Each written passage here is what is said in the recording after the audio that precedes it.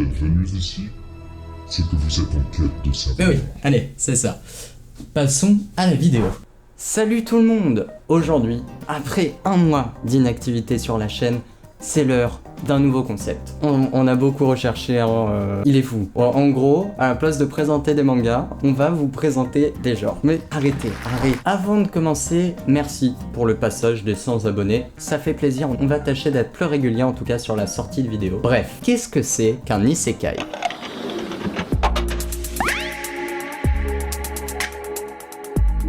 Eh bien Maxence, figure-toi qu'un isekai, ou bien en français Autre Monde, est un sous-genre de la fantasy japonaise dont l'intrigue tourne principalement autour d'un personnage normal qui est transformé ou piégé dans un univers parallèle. Merci Wikipédia, tu peux partir maintenant. Vous avez dû sûrement déjà voir des films ou des séries pouvant s'apparenter à ce genre d'œuvre-là. Parmi ces œuvres occidentales, la plus connue est bien sûr Alice au Pays des Merveilles. Généralement, les persos sont soit tués puis réincarnés dans un autre monde comme dans Tensei Shitara Slime d'Attacken, soit invoqués directement dans le nouveau monde sans être morts, comme dans Wiseman Grandchild, ou bien utilisent une nouvelle technologie comme la VR, comme dans l'isekai sans doute le plus connu, SAO Sword Art Online, pour passer dans leur nouveau monde. La plupart du temps, c'est pour passer de la Terre à un nouveau monde de fantasy, mais il arrive que ce soit l'inverse, comme dans The Devil is a Part-Timer, dans lequel le roi démon arrive sur Terre. Dans ces séries, le héros garde souvent ses souvenirs de sa vie sur Terre ou de son ancienne vie sur Terre s'il est mort, quoi. Ce qui est pas nice hein, de mourir généralement. On revit pas, hein, donc n'essayez pas de rentrer dans un isekai. Je donne des bons conseils moi. Et arrive aussi généralement sur ce nouveau monde avec d'immenses pouvoirs.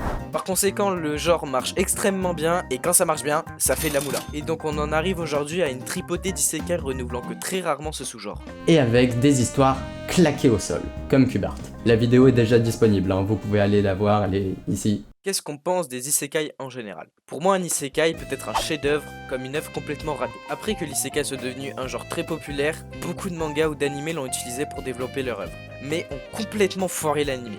C'est-à-dire un contexte médiocre avec des protagonistes très mal développés et j'en passe. Et souvent l'œuvre ressemble énormément à d'autres. Après ce n'est que mon avis parce qu'il y aura toujours des personnes pour aimer ce genre d'animé ou manga. Mais au contraire, si l'œuvre est très bien gérée dans son ensemble, elle devient un délice à regarder comme SAO saison 1 ou Konosuba qui est très axé sur l'humour. Je finirai par dire que le premier animé que j'ai fini et vu dans son entièreté était un isekai et celui-ci a réussi à me lancer dans le monde de l'animé. Alors pour moi, l'isekai reste un très bon genre. Selon moi, l'idée de la réincarnation dans un nouveau monde est de base une bonne idée. C'est novateur, c'est nouveau, on aime. En plus, le personnage de ces séries est souvent un personnage lambda. Il fait pas grand chose de sa vie, il joue aux jeux vidéo. Bref, la plupart des gens peuvent se référencer et se mettre à la place de ce héros. Donc ça, on apprécie aussi. Et puis bon, qui n'a jamais rêvé de vivre dans un monde de fantasy? Mais voilà, le gros point noir de ce genre, c'est qu'il est surexploité et qu'on a des tas et des tas et des tas d'isekai. Et c'est relou. Récemment, j'ai recherché pendant plus de 30 minutes pour voir un isekai. Je suis tombé sur du bon caca. Cette taille, comme ça, un tas de caca. Un petit caca sur un autre. Pouf.